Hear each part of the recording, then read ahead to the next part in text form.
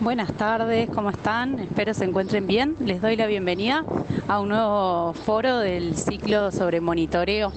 El día de hoy toca Flora, y a cargo está en la orilla, la mayoría la conoce, Laura Capuccio, que está trabajando con nosotros hace unos años, que es la que hace la parte de Flora, justamente las visitas, que ella está haciendo, es estudiante avanzada de la licenciatura en gestión ambiental, ha estudiado turismo también y hace años que trabaja con vegetación. Y además tenemos como invitada a Verónica Chevarne, que hace algunos años también trabaja en vida silvestre, ha trabajado en diferentes proyectos, también con Flora. Ella es bióloga, hizo su grado, su maestría y ahora está terminando el doctorado, siempre en temas de vegetación, y un poco también asociado a monitoreo de vegetación. Entonces, bueno, les doy paso a ella, les recuerdo la dinámica, sí, ellas van a mandar la charla dividida en audios. Cuando terminen de mandar la charla, entonces yo retomo y abrimos el espacio de intercambio. ¿Sí? Espero que disfruten.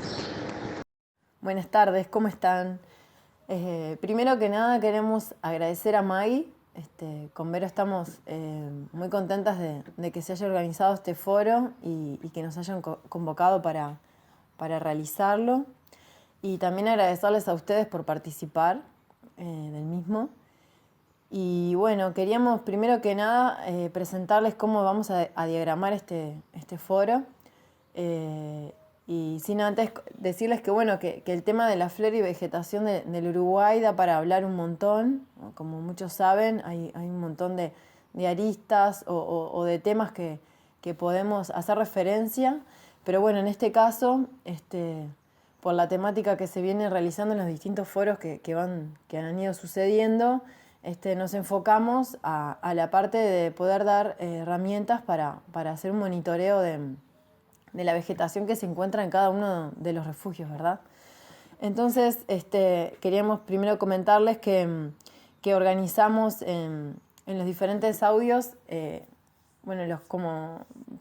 mostrarles los diferentes ejes que vamos a estar brindando en los diversos audios. Primero que nada vamos a estar haciendo una breve introducción a lo que es la flora y la vegetación del Uruguay. Y vamos a estar hablando un poco, para darle un marco a todo esto, de lo que es la conservación y lo que es la integridad ecológica de los ecosistemas, de los ecosistemas a lo que vamos a hacer referencia. Luego vamos a hablar de algunas dimensiones que componen estos ecosistemas, que se dividen en estructura, composición y función de los mismos. Y después vamos a estar hablando un poco de la vegetación como indicador, para saber qué medir y para qué medir, ¿verdad? ¿Qué estamos midiendo y cómo medirlo? Luego les vamos a presentar una serie de indicadores que van a servir para el momento de aplicar esta metodología y algunas de sus características generales, ¿verdad? La importancia de los mismos y qué son. Y luego vamos a estar presentando, según algunos ecosistemas, la metodología para poder medirlos, ¿verdad? Vamos a estar hablando sobre todo de la parte de pastizal, humedal, bosque y arbustal. Y por último queremos hacer referencia a unos tips o piques para poder identificar algunas especies, y ahí vamos a estar hablando de algunas formas de poder registrar especies que no conocemos y que queremos identificar para que otra persona lo pueda realizar o subir a alguna plataforma que algunos y algunas ya están manejando, pero bueno, queremos también presentar estos métodos de identificación. Este audio es más bien con el objetivo de hacer una pequeña introducción de la vegetación de Uruguay y situarnos en dónde estamos y de qué partimos, ¿sí? Nosotros hay varias clasificaciones de dónde está Uruguay y todo, pero bueno, elegimos esta que es que estamos en los pastizales, en una región que es Pastizales del Río de la Plata, que lo compartimos con un trocito de Argentina que está contra nosotros y con una gran parte de Río Grande del Sur. Y todo Uruguay está inmerso en estos pastizales, ¿sí? Además, estos pastizales del Río de la Plata los podemos dividir en Nosotros estamos en una parte que se llama campos y lo podemos dividir en campos del sur y el norte, pero después les pasamos una imagen y que ustedes puedan ver. Y esto es lo que nos está diciendo, digamos, o a qué refiere esta clasificación, es a que está dominado toda nuestra vegetación por pastizal, ¿sí? O sea, los campos son vegetación herbácea más bien, dominada por gramíneas, con una gran cantidad de otras cosas que no son solo pastos, y que son lo dominante en el paisaje. Pero a la vez Uruguay tiene una gran riqueza de otros ambientes que hay de bosque, hay arbustales, hay humedales, hay ambientes más acuáticos como ríos, arroyos, cañadas. Y bueno, todo esto nos da una gran, o sea, sumado a los ambientes y a que tenemos muchas influencias de los territorios cercanos, da que Uruguay tiene una gran riqueza, ¿sí? Nosotros tenemos, acá Uruguay tiene influencia de vegetación, o sea, herbácea, de líquenes, de árboles, arbustos, tanto de más chaqueño, o sea, que viene contra el litoral de Argentina, que viene, baja por el río Uruguay. Después tenemos mucha que viene por la parte continental de Brasil, más una planicie, más de la zona de sierra de Brasil y la costa. Y bueno, todo eso va haciendo que Uruguay sea el límite sur de distribución de muchas especies y da mucha riqueza, a pesar de que Uruguay es bastante chiquito comparado a Brasil o Argentina. Tiene más de 2.500 especies de todos estos grupos que dijimos y de 200, un poquito más, de 250, o sea, no sé, capaz que un 10% es de árboles y arbustos, pero toda la demás riqueza se da entre gramíneas, también todas las que son compuestas, o sea, como las chircas, las margaritas, todas esas cosas, y líquenes y más. Y bueno, para darnos cuenta frente a qué ambiente, a qué tipo de vegetación nos estamos, estamos mirando, digamos, es dependiendo de la dominancia, ¿no? Si bien hay un montón de especies, de riqueza de especies, por ejemplo, una primera división se hace a través de qué domina, o sea, qué tipo de vegetación domina, su estructura y su composición. Por ejemplo, si dominan los árboles, si dominan el tipo de forma de vida de árbol, de arbusto o más un tipo de herbáceo. Y otras características que hacen que son su densidad y su posición en el paisaje. Por ejemplo, si está asociado a lo que es un curso de agua, a una zona más de quebrada, a una zona de planicie o una zona más serrana. Entonces es a partir de ahí que se clasifica ese tipo de vegetación. Eh, Uruguay también lo que tiene, más allá de esto, es un potencial por su clima, por sus precipitaciones, por su temperatura, todo eso, tiene en muchos lugares la característica que se puede desarrollar en un sitio un pastizal o un arbustal o a veces hasta llegar a un bosque. Hay lugares que no, que capaz hay limitantes de suelo superficial o ciertas condiciones que no hacen que no se puedan desarrollar todos los tipos de vegetación, ¿sí? Pero entonces es importante saber qué queremos nosotros también para ese lugar, porque hay lugares que quizás según el manejo que nosotros hagamos podemos mantener un pastizal o podemos llegar a tener un arbustal porque nos interesa eso. Entonces, en ese caso nosotras les proponemos acá un cuadrito que es en base a una cosa que estamos trabajando también de una guía de evaluación rápida, pero que permite tener algunos rangos de cobertura de herbáceas, arbustos o árboles para manejarnos en qué estamos teniendo, si es un pastizal, si es un arbustal, si es un bosque denso, un bosque parque, solo para tener como referencia en el caso de que, sobre todo en los casos de pastizal arbustal, si se nos está yendo más para un tipo de ambiente u otro, ¿no? Para poder regular los manejos. Otro concepto que queremos hacer referencia y presentarles es el de integridad ecológica, que seguramente algunos ya lo conocen, pero está bueno hacer referencia a él. La integridad ecológica hace referencia a la capacidad de un sistema natural de ser saludable y viable en el tiempo. Esto implica en qué grado las condiciones o en el estado en el que está ese ecosistema permiten el desarrollo de la vida que lo habitan, así como mantener su dinámica natural y la capacidad de respuesta frente a diferentes disturbios naturales y humanos. Por ejemplo, si hablamos de un bosque, la integridad ecológica de ese bosque abarcaría la capacidad que tiene el mismo de mantener animales, plantas, hongos y demás seres vivos que lo componen y caracterizan y que se espera que el mismo tenga en un lugar determinado. Es diferente un bosque de quebrada a un bosque serrano, como ya veníamos mencionándolo. A su vez, esta integridad ecológica también hace referencia a la capacidad de ese bosque de regenerarse y de contribuir al flujo de especies en el paisaje, a la capacidad de filtrar nutrientes, de mantener la humedad, entre otros aspectos. Y abarca a su vez el potencial de respuesta del bosque frente a disturbios naturales, como por ejemplo a fuertes vientos o inundaciones que puedan llegar a tirar a árboles y demás.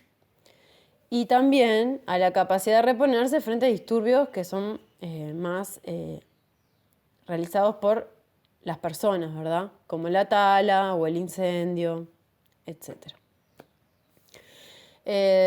Algo para poder visualizar esto es diferente la capacidad, la integridad ecológica de un bosque en el cual yo ingreso, lo veo y veo que el suelo está cubierto, hay mantillo, hay herbáceas, tengo diferentes estratos de vegetación, tengo arbustos, árboles regenerándose, árboles grandes, tengo epífitas, tengo trepadoras y lianas, frente a otro que, por ejemplo, tiene un gran porcentaje de suelo desnudo, hay pocas herbáceas, no veo mucha regeneración de especies, hay escasa presencia de arbustos o nula, y la mayoría del tipo de vegetación que veo es arbórea.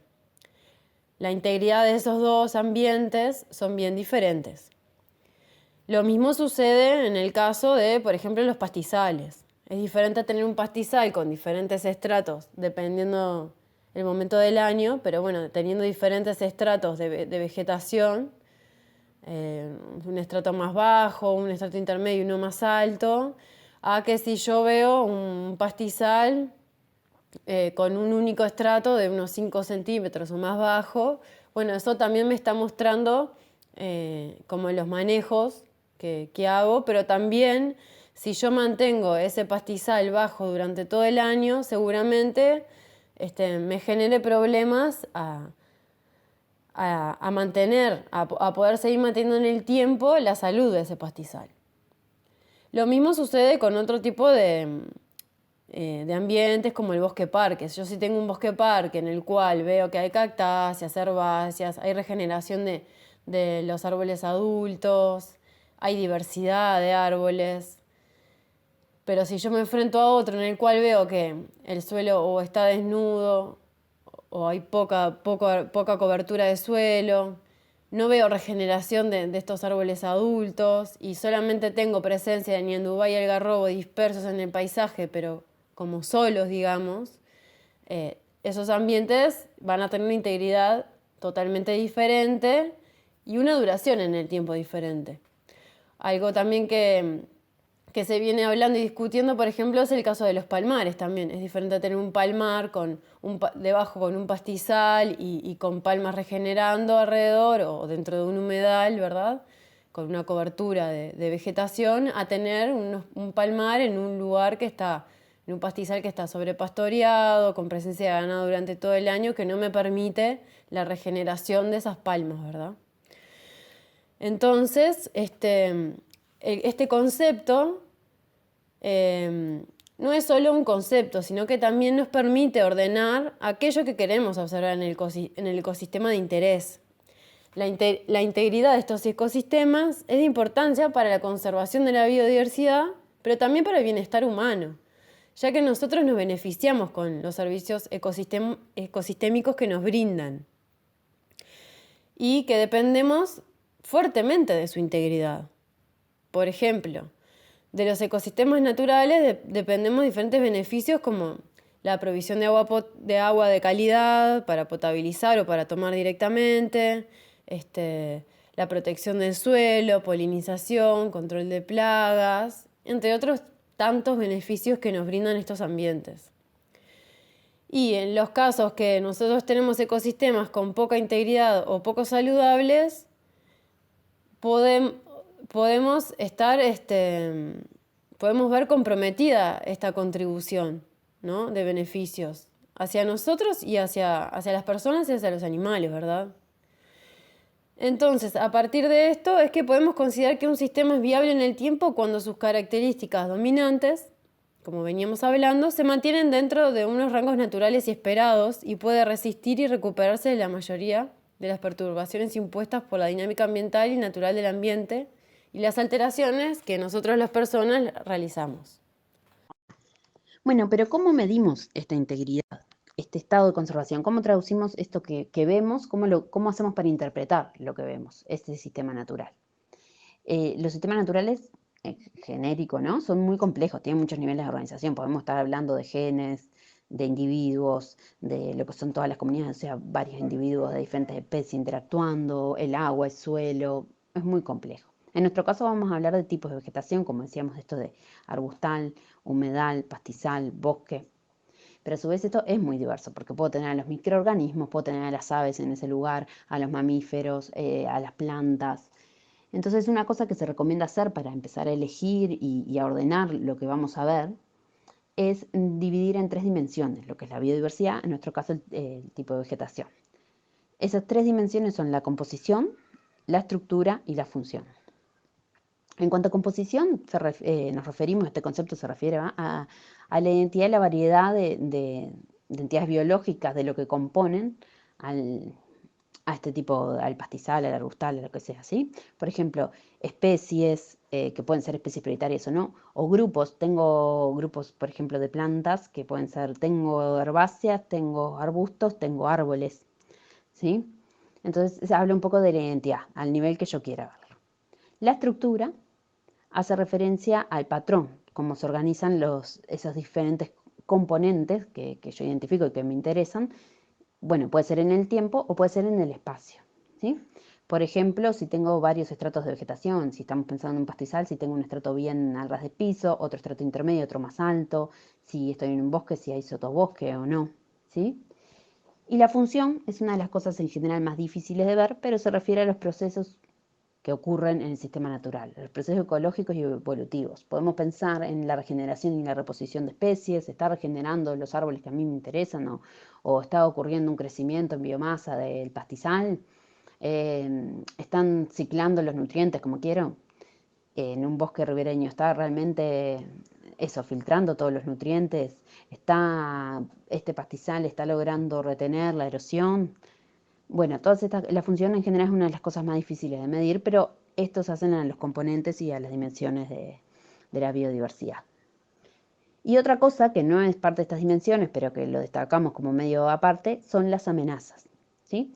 Las amenazas son aquellas como presiones más bien antrópicas, estamos hablando, que pueden amenazar a mi sistema natural, pero como pueden ser especies exóticas, como pueden ser una canalización, el uso de agroquímicos.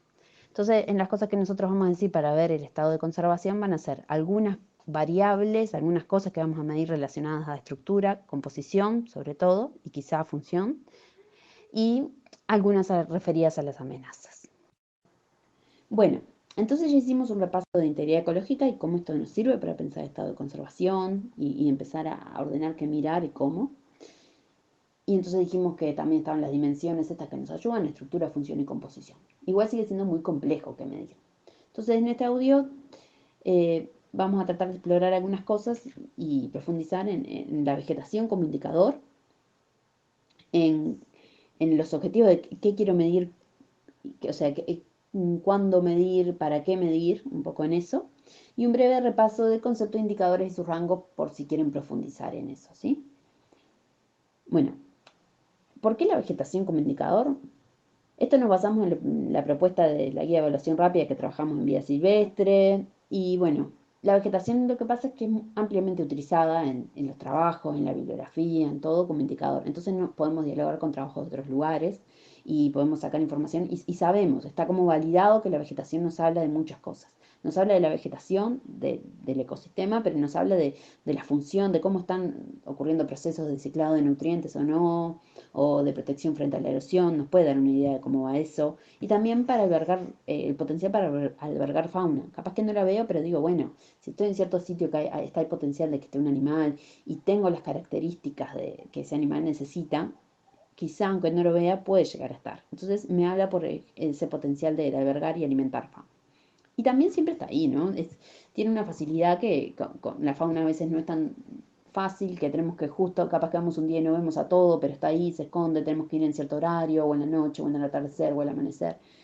Y la vegetación está ahí, está el potencial, digamos, de que esté ahí, y quizá si no está algo de la vegetación, puede llegar a ser, o sea, de características generales, puede llegar a ser por un impacto que haya. Entonces es más fácil, más allá de que hay épocas mejores para ir como primavera, porque capaz que hay más especies florecidas o fructificando y que es más fácil identificarlas, o el pastizal está en su mayor esplendor, eh, pero digamos que vamos y podemos llegar a sacar conclusiones, independientemente de la época que vayamos, unas conclusiones u otras vamos a poder sacar del estado de conservación del sitio en general. Y después, digamos, pensar lo que vamos a medir según el objetivo, ¿no? Porque qué quiero ver, qué mido, cuándo mido, va a depender de los objetivos que tengo. Puedo querer caracterizar un sitio para tener una línea de base y saber de dónde parto y ver a dónde tengo que hacer, qué acciones tengo que hacer para mejorar en ese sitio. Puedo querer comparar un sitio con otro, por ejemplo, para entender cuál está más, con más exóticas, o al revés, cuál está en mejor estado porque quiero mostrar un sitio, bueno, porque puedo querer que las personas entiendan si van turismo a mi sitio, un bosque más degradado, un bosque menos degradado, y qué características puedo hacer para señalar eso. Entonces, bueno, y saber cuál está mejor y cuál no, de los sitios para organizarme. También puedo querer ver cómo impactó una acción en mi pastizal, en mi arbustal, en mi humedal, en un bosque. Que esta acción puede ser orientada a conservarlo, como control de exóticas, o no sé, disminuir la carga de ganado para que venga más pastizal o regenere el bosque. O puede ser otra acción que yo ya he hecho ahí, que no tiene nada que ver, y quiero ver si impacta o no en el ecosistema. No sé, cambié un bebedero de lugar, hice cambié, no sé, diferentes cosas que se pueden hacer y capaz que impacta. Hice un puentecito, me vienen más exóticas o no, o sea, no era para conservar el lugar, pero sí puede tener impactos. Entonces, todo esto me sirve, o sea, según lo que quiera medir, es lo que voy a elegir ver. Y bueno, no, pero es eso, no siempre es necesario medirlo todo, es importante pensar y entender qué me está diciendo lo que quiero medir y si se relaciona o no con lo que yo quiero evaluar. Si es una caracterización inicial para una línea de base o comparar sitios, capaz que puedo elegir medir todo lo que les sugerimos u otras cosas que se les ocurran. Si es el seguimiento de una intervención, puede que me interese medir solo un grupo reducido de atributos, de variables, de características. Por ejemplo, si quiero entender cómo el ganado me afecta en pastizal, puede que la cobertura de estratos de la vegetación herbácea o la superficie del suelo desnudo sea un buen indicador. Pero si quiero medir el pasaje de personas por un sitio, por turismo, quizás el suelo desnudo es un buen indicador, o la presencia de basura en el lugar, y no los estratos de la vegetación. En el caso de un bosque, si quiero comparar sitios, puede servirme ver cosas que permitan hablar del potencial que tiene el bosque para brindar refugio para la fauna, si los sitios fueron talados históricamente o no, cuántas especies hay, no sé. Pero esto no sería informativo si yo quiero evaluar el impacto a un año de cambiar la carga de ganado. Ahí capaz que lo que tengo que ver mejor es la regeneración de bosques, si hay regeneración de exóticas, esas cosas. Y otro ejemplo, no sé, si hago control de exóticas, capaz que no tengo que medir todas las otras cosas. Capaz que solo tengo que hacer énfasis en ver la cobertura, más allá que está bueno ver cómo repercuten las nativas, pero si tengo poco tiempo o algo, bueno, quiero ver si nacen o no más exóticas, si cubren o no más exóticas, si al año están muertas o no esas exóticas que yo traté. Y bueno, y otra cosa importante de ver es cuándo medir. Si yo voy a comparar sitios, capaz que no importa, voy en primavera, lo que sea, comparo y voy y mido una vez. Pero si tengo que medir el efecto de una intervención, está bueno medir antes siempre la intervención para saber de dónde parto y después. Y continuar con medidas periódicas en general, que va a depender si es el impacto de ganado en la regeneración de un bosque, y capaz que todos los años no tengo que medir, capaz que cada 2, 3 años, 5 años. Pero si es en el pastizal, capaz que todos los años. Y si es para ir haciendo un seguimiento nada más de cómo está el sitio, quizá siempre está bueno partir de la línea de base, medir una vez y después cada vez que hago algún cambio, o si no, una vez al año. Pero después si hice algún cambio, como decía, aunque no fuera para una intervención en el sitio para conservarlo, pero es otro tipo de intervención, cambia algo, está bueno seguir midiéndolo. Y en cuanto a nosotros le vamos a presentar algunas variables y para medir en cada ecosistema, en cada bosque, arbustal, pastizal, humedal, pero bueno, les queremos comentar algunas características generales que pueden tener los indicadores, porque ustedes pueden elegir otros indicadores y está bueno que sepan, que lo importante es que reflejen lo que, como decíamos recién, que reflejen lo que me interesa evaluar, que sean abarcativos y que permitan informar sobre muchas cosas, no solo que me hablen, excepto que tengan un interés muy particular, pero no solo que me hablen si está el pasto tal que come tal ave, porque solo me está hablando sobre esa ave. Si yo quiero saber en general, tengo que hacer algo, bueno, en los estratos de la vegetación, por ejemplo, pastizal. Excepto que me interese justo una especie. que sean sensibles, como decíamos esto, si está talado o no, no va a ser sensible si entra el ganado o no, y ser simples de medir, hablando de esta guía de evaluación rápida, o sea, no vamos a entrar en complejidades de todas las especies que hay, de maquinaria, de tecnología complicada, sino que más bien que sea simple, que puedan ir a campo, verlo y medir rápido. E idealmente nosotros los indicadores que le vamos a presentar tienen algunos rangos, que les voy a explicar bien, pero pueden llegar a ser ustedes monitorear simplemente en tiempo, disminuye, aumenta, pueden hacerse algo de eso, que sea simplemente saber cómo va cambiando eso y en eso ir pensando y analizando las intervenciones que tienen con los resultados que están dando. Pero idealmente está bueno que se pueda traducir en un rango y en algo que me diga está bien o está mal. Y en eso de los rangos, o sea, pueden pensar en medir la temperatura. Yo puedo medir la temperatura, es algo simple. La temperatura corporal me habla de infecciones o diferentes cosas que están ocurriendo en el cuerpo. Puede ser que una infección en la garganta, el intestino, puede ser millones de cosas, pero me habla de que algo pasa, es simple. Y me habla de cosas amplias. Y tengo un rango también de cosas. O sea, es un instrumento simple, lo pueden medir muchas personas, muchos tipos de personas, pero además me habla, no sé, en cierto rango de temperatura, tengo hipotermia, después temperatura normal, febrícula y fiebre. Esos son los rangos que nosotros queremos hablar ahora.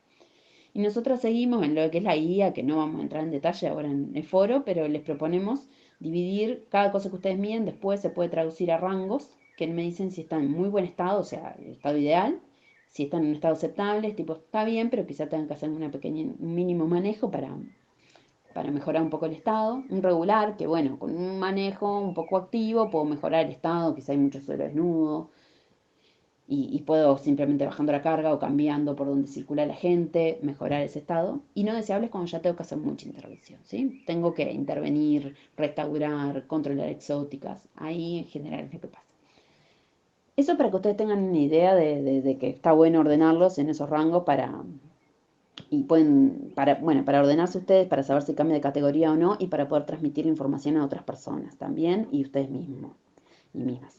Pero no es necesario, ahora en el foro digamos bastante complejo, le vamos a dejar bibliografía de eso y cada variable que nosotras le decimos, les recomendamos medir, tiene una traducción a esos indicadores que se lo vamos a pasar. Para poder estimar el estado de conservación de un pastizal, primero que nada, yo debo tener en cuenta sobre o en qué tipo de pastizal yo estoy inmerso, ¿verdad? Si es un pastizal más denso, con suelo, si el suelo es profundo, si es superficial, si tengo cobertura de roca. ¿Cómo es ese pastizal? Dependiendo de en qué lugar yo me encuentro ubicado, ¿verdad? Depende de qué región del país se esté ubicado. Le vamos a facilitar un esquema que permite visualizar un poco más esto que les vengo diciendo. La metodología que estamos utilizando para evaluar los pastizales es la siguiente. Consta de una transecta de unos 200 metros de extensión que en realidad en campo lo medimos a través de pasos. O sea que serían aproximadamente unos 200 pasos. Lo que se va a ir haciendo es, desde un punto que yo determino, que ustedes determinen, ahí se va, la transecta se inicia con un cuadrante de 1 por 1. Yo realizo ese cuadrante midiendo diferentes atributos que les voy a describir ahora después. Termino de medir esos atributos, doy 20 pasos, hago otro cuadrante, termino de evaluarlo, doy 20 pasos, otro cuadrante y así sucesivamente hasta tener 10 cuadrantes medidos. ¿Por qué 10? Porque nos va a permitir tener más datos para después poder evaluar estos indicadores. Entonces, ¿qué voy a medir yo dentro del cuadrante de 1 por 1? Bueno, lo que se va a ir midiendo son los diferentes estratos que presentan el pastizal.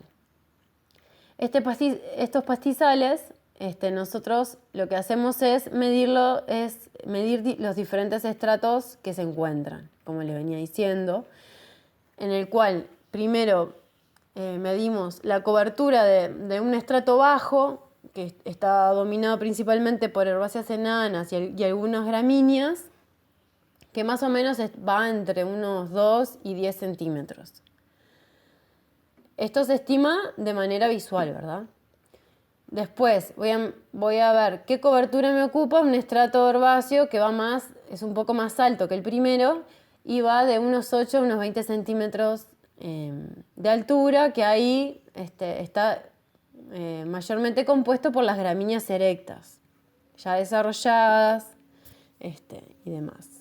Y después un estrato 3, como le decimos nosotros, o un estrato en el cual va a estar compuesto por algunas de estas gramíneas de gran porte o por especies que consideramos que no son forrajeras.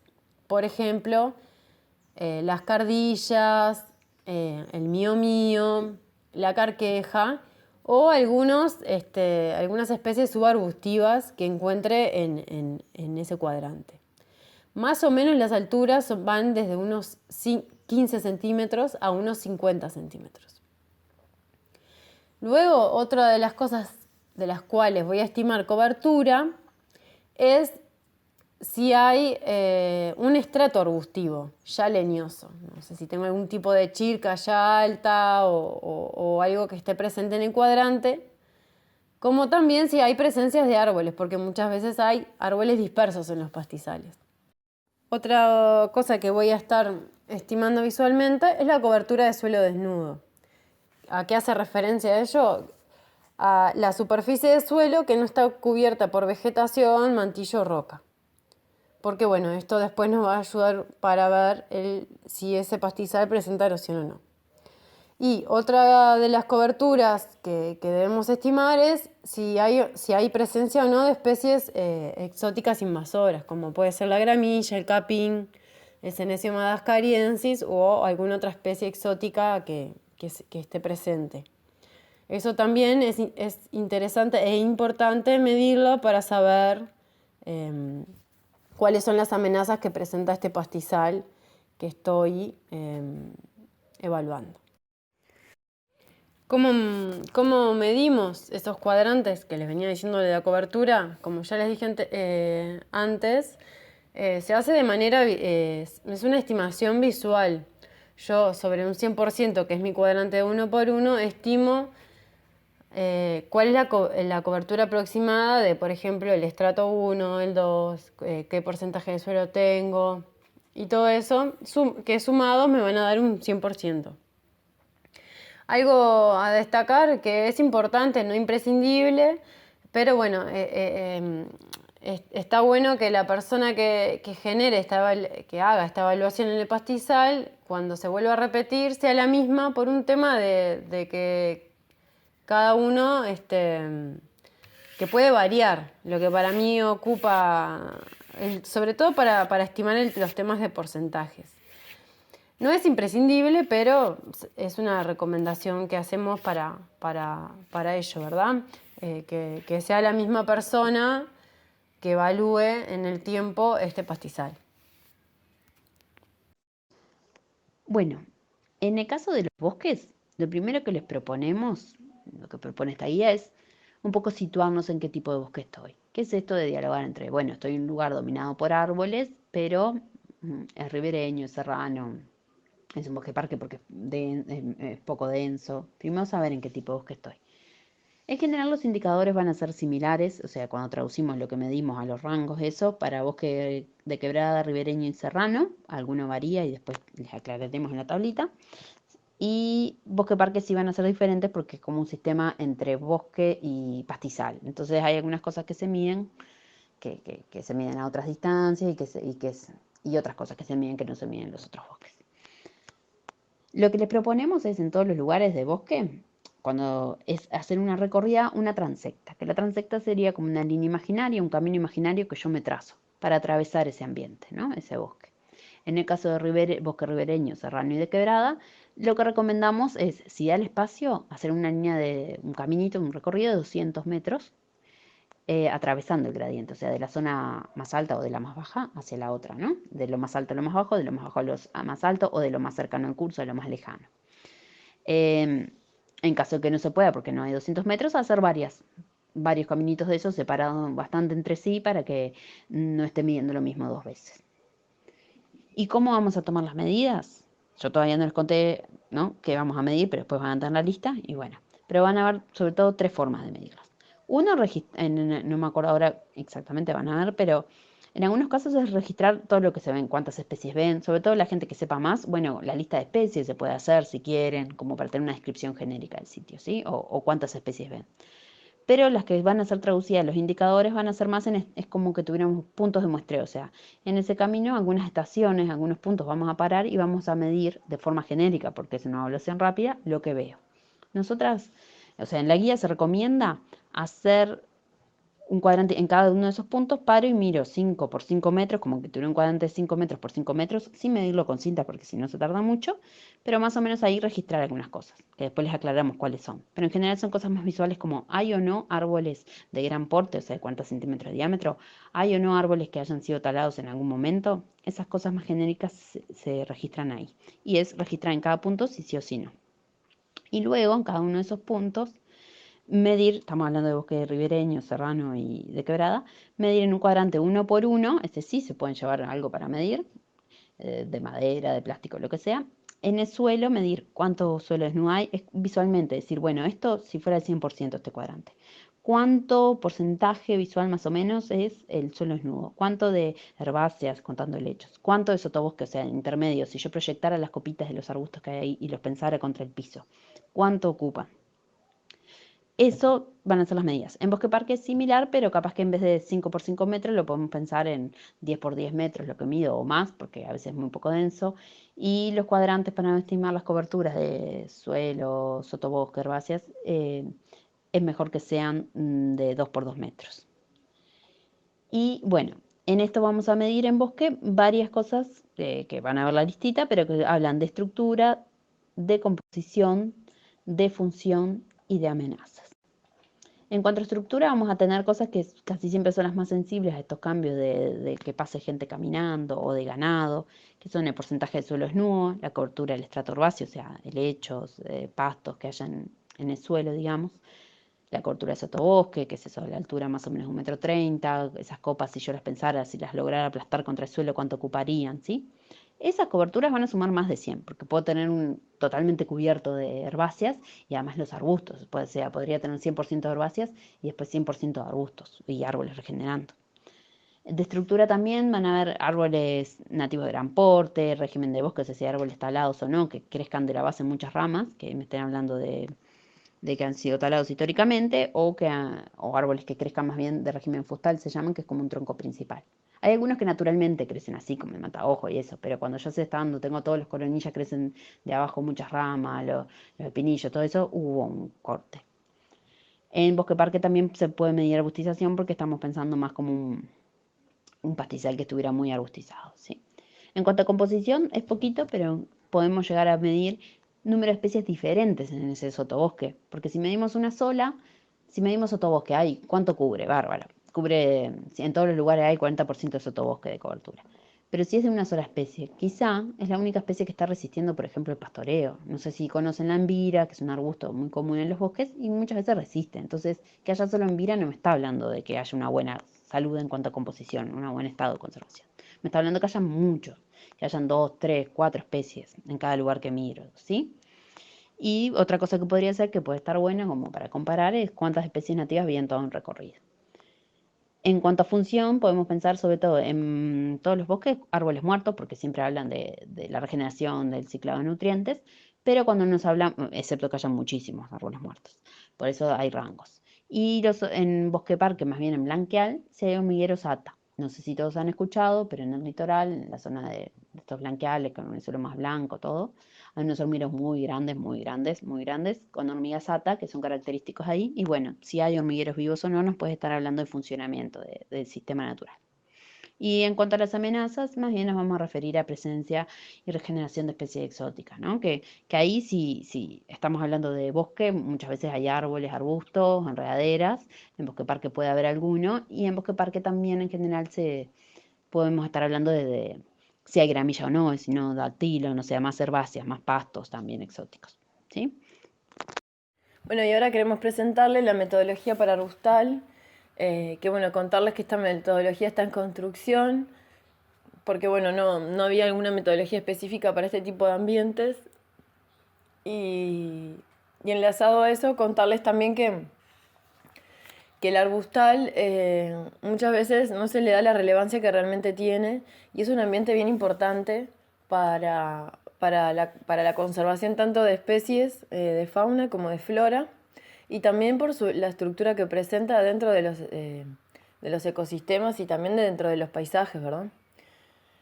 Y bueno, para este tipo de ambiente lo que vamos a realizar va a ser una recorrida por el mismo, en el cual vamos a estar midiendo a través de la observación, o mejor dicho, registrando cuál es la estructura y las amenazas que tiene este ambiente, amenazas relacionadas tanto a especies exóticas como algunas amenazas que pueden estar sucediendo en torno al uso que se le da a este ambiente. Y bueno, dentro de su estructura, lo que vamos a estar observando es la presencia de los diferentes estratos que conforman un arbustal, bueno, que tiene un estrato más herbáceo, un estrato de gramíneas de gran porte, un estrato de aquellas plantas que se denominan no forrajeras muchas veces, y también algunos subarbustos, arbustos, y a veces también dentro del arbustal encontramos árboles dispersos. Y bueno, luego de esto lo que también vamos a estar midiendo es la cobertura de estos arbustos y árboles para poder darnos cuenta si este arbustal está, por alguna razón, se está pasando más a lo que es un pastizal o se está transformando más en un bosque. Y esto muchas veces se da por el uso que se viene realizando en este ambiente. Y bueno, y acá lo que recomendamos ir haciendo es, mientras vamos recorriendo y viendo estas características, ir anotando las especies que nos vamos encontrando. Que no es necesario que las especies las identifiquemos. O sea, si no sabemos las especies que vemos, nombrarlas de una determinada manera, pero sí anotar la cantidad de especies que observamos, para poder también tener una idea de la diversidad en la que estamos enfrentados. Y bueno, acá también lo que se recomienda, que después lo vamos a pasar unos tips, es, bueno, de repente una manera es haciendo un registro fotográfico. Y otra cosa interesante a medir, y acá sí ya utilizamos una metodología de cuadrantes, es en un cuadrante de 1 por 1, medir lo que es la cobertura de suelo. Y bueno, esto repetirlo algunas veces durante la recorrida para darnos una idea del porcentaje de suelo desnudo del que estamos inmersos. También nos puede dar otras variables como es la parte de rocosidad. Y bueno, igual decirles que no se preocupen porque capaz que ahora entrevera un poco, pero que les vamos a dejar un cuadro donde van a ver diferentes variables y que también ustedes pueden. Yo ahora les estoy presentando algunas, les estamos presentando con Vero algunas, pero ustedes también pueden ahí, dependiendo de lo que queremos medir, utilizar otras variables aplicadas con esta metodología. Y algo interesante y recomendado para realizar es en un cuadrante de 5 por 5, que a diferencia del de 1 por 1, lo podemos hacer de manera visual, pero sí delimitar un cuadrante para tener como referencia, para, bueno, ahí registrar qué especies, qué diversidad de especies tengo, pero también la cantidad de especies regenerando que hay en ese cuadrante.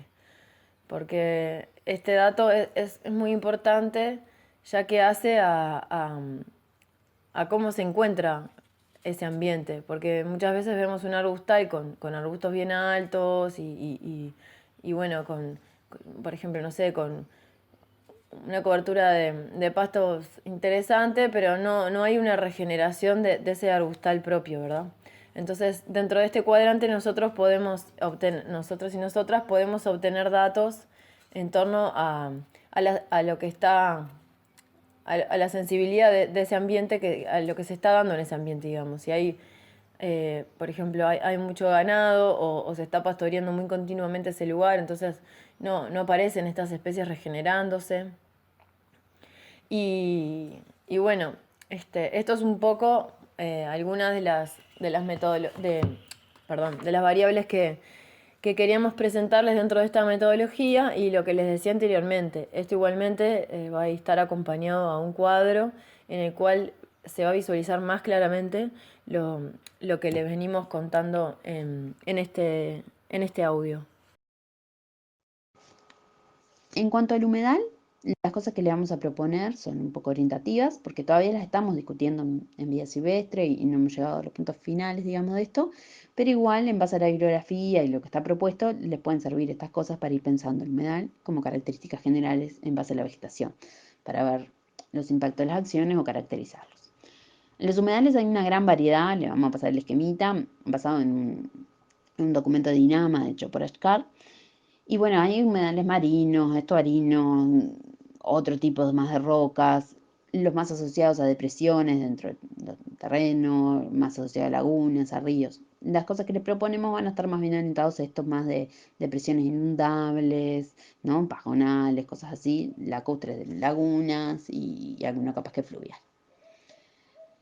La forma de medir en general va a ser una recorrida, porque no son muy difíciles de transitar a veces estas zonas. Si ustedes ven que pueden adaptarlo y poner con cuadrantes y medir, bárbaro. Pero, de hecho, algunas de las cosas que les proponemos mirarlas son más de características generales del humedal. ¿Sí? Más bien van a estar orientadas a estructura, composición y amenazas, que son la cobertura de exóticas, que pueden hacer una cobertura general o, si identifican especies, cuánto cubren cada especie.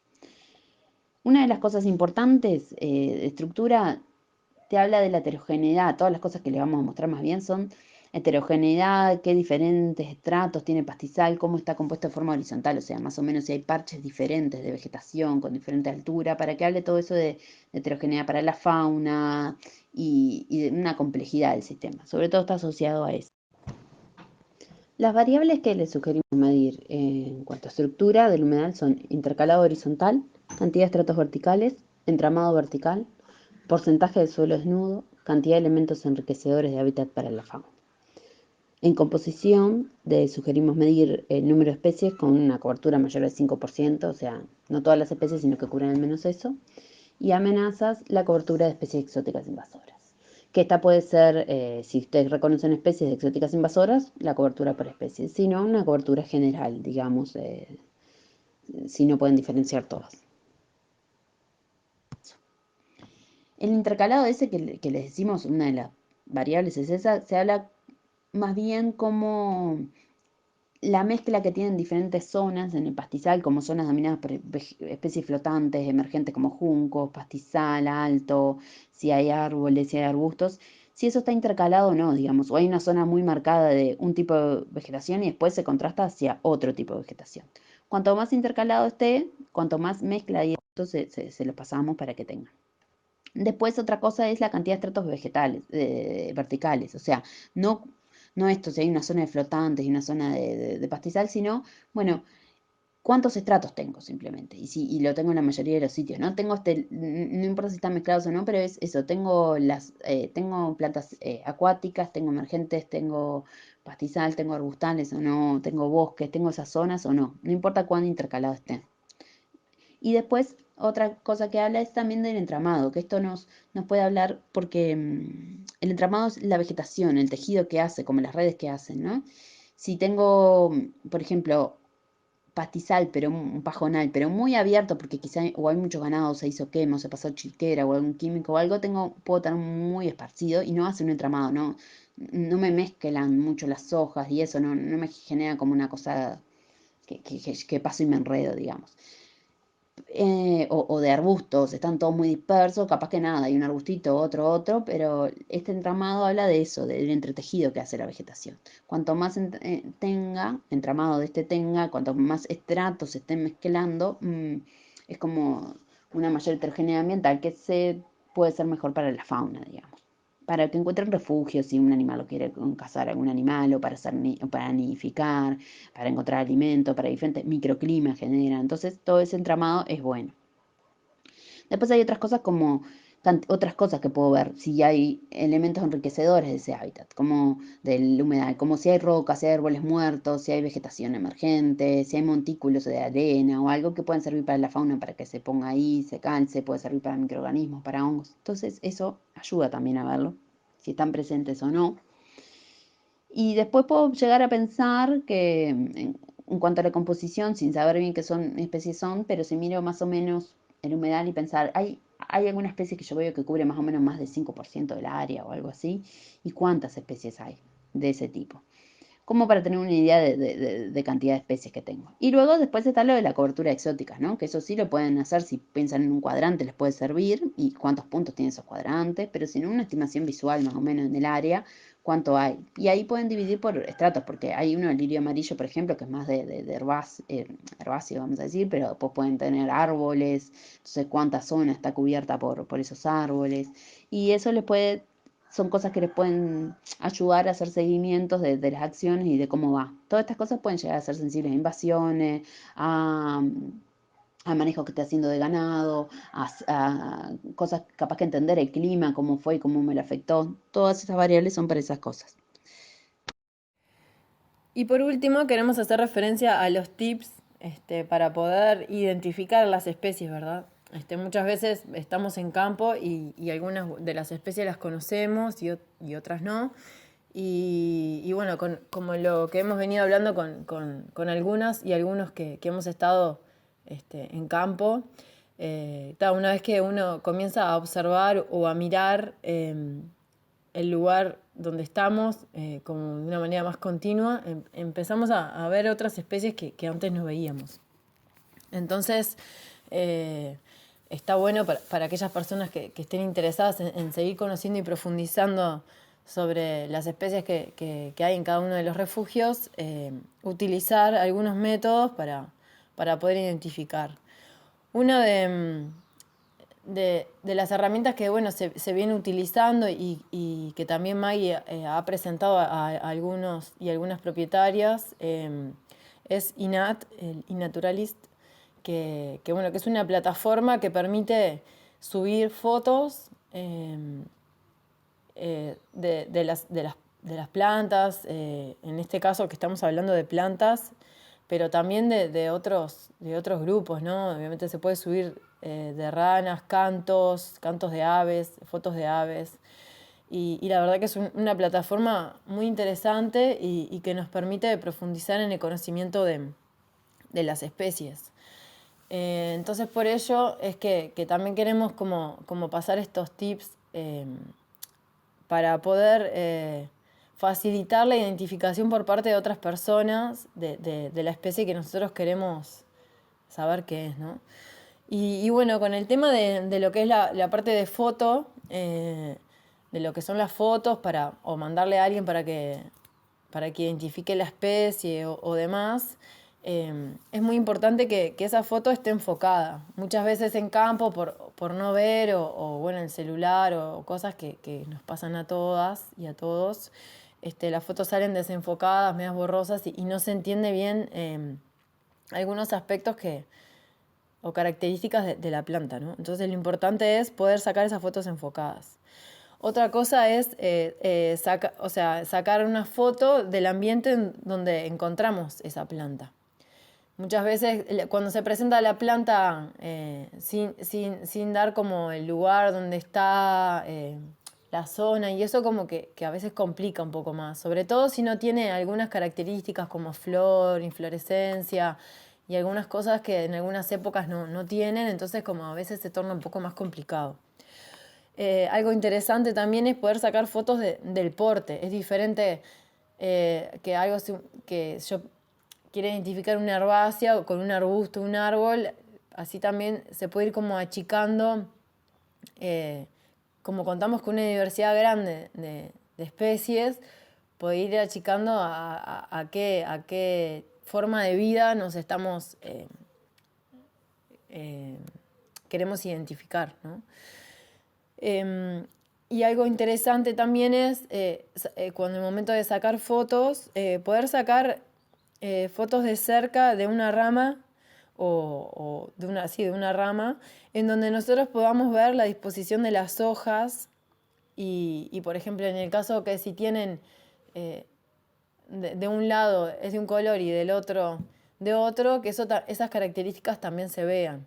Por ejemplo, también otra cosa interesante es que donde se insertan las hojas, muchas veces tienen como algunas, tienen como el pecíolo, que es lo que une la hoja a la rama, corto o de otro color.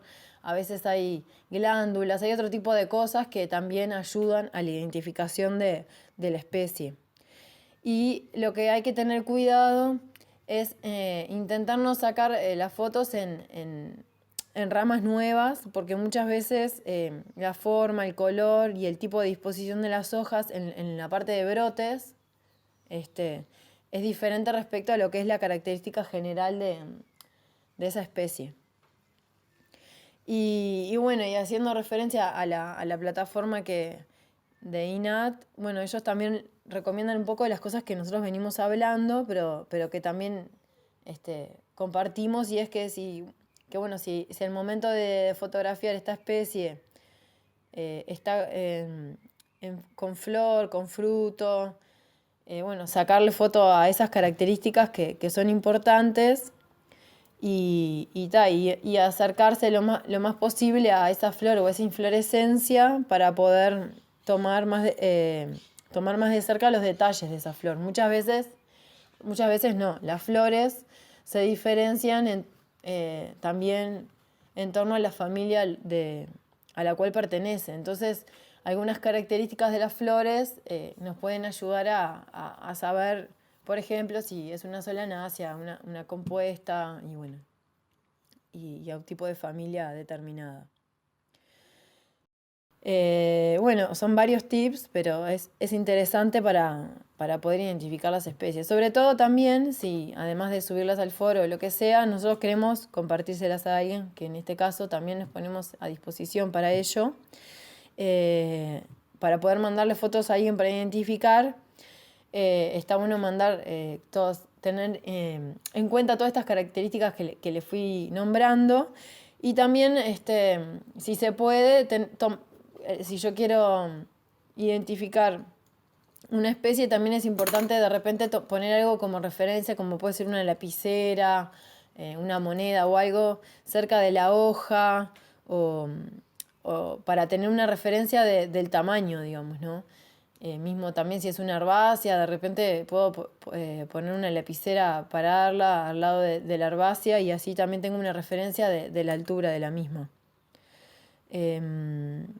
Y otra cosa que es importante y no menor es que muchas veces nosotros queremos identificar una especie que está entreverada junto a otras especies. Entonces, ahí lo importante es tomar, de repente agarrar con la mano la rama de la especie que yo quiero hacer referencia, porque de repente, no sé, por ejemplo, en el caso de un bosque o de un pastizal, yo le saco foto a una inflorescencia de una gramínea o de un árbol, pero tengo alrededor otro montón de especies y la persona a la cual se le manda puede no entender a qué hacemos referencia. Y después algo que se recomienda y que se utiliza mucho es anotar la fecha en la cual yo saco la foto y hago ese registro. Muchas veces también, si se cuenta con la herramienta, que hay algunas aplicaciones para celular que es interesante indagar en ellas, o hay personas que tienen GPS, localizar en GPS o en el teléfono el lugar de la especie donde yo tomé la foto. Registrar en qué ambiente, por ejemplo, si es un pastizal húmedo, si es el borde de algún bosque, de algún tipo de bosque, no sé, ribereño, serrano, si está contra el curso de agua, si es en un arbustal, todo eso. Y después algunas características que obviamente en la foto no salen, pero que son importantes, y es con el tema de la observación directa en campo, ¿no? Si esa especie tiene olor, si hay presencia de pelos en las hojas o en la corteza o en la rama, la dureza de la hoja, el color que presenta, y eso si estaba en flor o en fruto, Y algo importante también es de repente fotografiar o describir un poco el tronco, si el tronco es rugoso, si es más bien, si es leñoso, y bueno, y algunas características que son interesantes y que aportan para poder identificar más específicamente. Y además de identificar también es como armar el contexto a la especie. Y después, por último, también algo que queremos presentar, que se utiliza mucho, más que presentar, hacer hincapié y que se utiliza mucho y que es interesante, es la parte del herbario. Bueno, en Uruguay existen diferentes herbarios bueno, diferentes personas que lo han iniciado desde muchos años. Hay registros bastante viejos, de fines de 1800. Y bueno, y hoy en día a través de investigaciones y demás se sigue utilizando esta técnica que es de arborizar especies. Y bueno, y algunos tips para ello son, bueno, obviamente cuando vamos al campo no podemos llevar todo un herbario, además que no es necesario. Entonces lo que podemos hacer sí es llevar algunos tipos de herramientas que nos van a facilitar tomar colectas. En el caso de lo que son árboles y arbustos, que de repente pues, se puede llevar una tijera de podar o algo que facilite el corte para no dañar toda la planta ni hacer un mal corte. Y bueno, y en el caso de las herbáceas, en realidad, lo que se recomienda es, si es una especie muy rara que vemos que no hay más de ellas, y vemos, por ejemplo, la hemos observado solo en un lugar, recomendamos en realidad no tomarla, porque puede ser una especie rara, endémica, con poca, que hayan pocas, digamos. Pero si es una especie de repente que vemos que hay como una matriz, dentro de la matriz donde la encontramos, hay otras, lo ideal cuando es herbácea es sacarla con raíces, ¿no? Con todo el sistema radicular, sacarla desde raíz. Entonces ahí de repente con una palita o algo que nos permita sacar la especie. Y después lo que sí, lo podemos eso guardar en una bolsa o en una mochila que no se aprieten y de repente se le puede hacer una etiqueta a la planta o bueno, simplemente si no las conocemos, dejarlas todas juntas. Y en el momento que volvemos de campo, pasarlas a diario y por cada colecta que hicimos, ¿verdad? Si yo colecté una herbácea, la pongo dentro de un diario, arriba de ese diario pongo la rama que saqué no sé, de un árbol que encontré que no conozco, o que sí conocemos, porque en realidad a veces los herbarios en realidad sabemos la especie en la que estamos enfrentados, pero en realidad lo que hacemos es para tener un herbario propio del refugio, ¿no? Entonces eso, bueno, lo vamos poniendo en diario y una de las cosas que está bueno tener en cuenta es que al momento de ponerla en el diario, acomodar esa planta o esa rama de manera tal que me permita ver cómo se insertan las hojas en la rama y de repente si es de diferente color, bueno, algunas hojas que queden de un lado y otras de otro. Al lado de arriba le dicen as y del lado de abajo se llama el embés. Entonces que de una se vea del lado del as y el otro del lado del embés de la hoja. Y después el caso de si hay frutos o flores o demás, eso se puede, que se hayan soltado, por ejemplo, de la planta, eso se puede herborizar en una servilleta también, dentro del diario de la especie que pertenece, ¿verdad? Y hay veces unas cosas de las que se hace para facilitar el secado es poner algunos diarios, un pedazo de cartón que ocupe todo la dimensión del diario, un cartón que puede ser de una caja, de lo que sea, y después se ponen otros diarios más con otras plantas, otro cartón, y eso así permite también que entre un poco más de aire, porque después eso nosotros lo que vamos a hacer es tratar de ponerlo como en una prensa. Hay algunas prensas que se hacen y se venden para arborizar, pero igualmente con enciclopedias, libros o algo pesado, nosotros le podemos poner arriba. Y estos cartones que ponemos intermedios permiten el paso del aire. Y algo a tener en cuenta es que los diarios se tienen que ir cambiando diariamente al principio porque, bueno, van soltando la humedad propia de la planta y si lo dejamos muchos días sin cambiarlos, se nos pueden llenar de hongos. Y algo importante cuando vamos poniendo cada especie es a cada una de las especies que ponemos en cada diario, es hacerles una etiqueta con las referencias de la planta que decíamos, que nombramos anteriormente, dónde la encontré, en qué ambiente, si tenemos el punto GPS ponerlo, características de la planta, si tenía olor, si no tenía olor, y algunas características propias que de repente después se van a perder, se pueden perder, porque obviamente el olor de la planta al arborizarla, eso se pierde, entonces en la etiqueta es importante que queden esas características. Y bueno, si conocemos el nombre, le podemos poner el nombre, y si no, simplemente dejarla sin nombre y tal. Y bueno, esperemos que estos tips y estos piques les sirvan.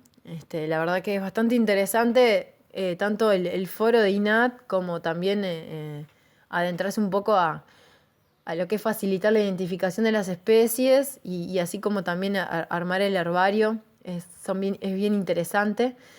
Y bueno, y que hacen también al conocimiento de las especies que tenemos dentro de los refugios, pero también muchas veces para el conocimiento general, porque bueno, también pueden aparecer especies que son raras o bueno, que todavía no están descritas a nivel más nacional. Entonces es interesante poder seguir indagando e investigando en lo que son las especies vegetales. Bueno, en este recorrido del foro de todos los audios fuimos repasando algunos aspectos prácticos y teóricos de lo que es utilizar a la vegetación como indicador del estado de conservación de un pastizal, de un humedal, de un arbustal o un bosque. Algunas cosas para resaltar es que estos indicadores y rangos que les proporcionamos, además de que están a prueba y son genéricos, o sea, no están hechos específicamente para un tipo de pastizal, en el caso de los bosques son un poquito más específicos, pero ¿no? Estos ustedes los pueden utilizar con la libertad que quieran. Ustedes pueden medir todo, pueden elegir medir alguno, pueden hacer otros indicadores y además pueden elegir no utilizar los rangos y simplemente ir midiendo y registrando, que es lo importante, e ir ustedes evaluando cómo cambia en el tiempo ese sitio de interés que están midiendo. Que después lo pueden comparar con estos rangos, con otros, con lo que quieran, pero lo bueno es tener el dato.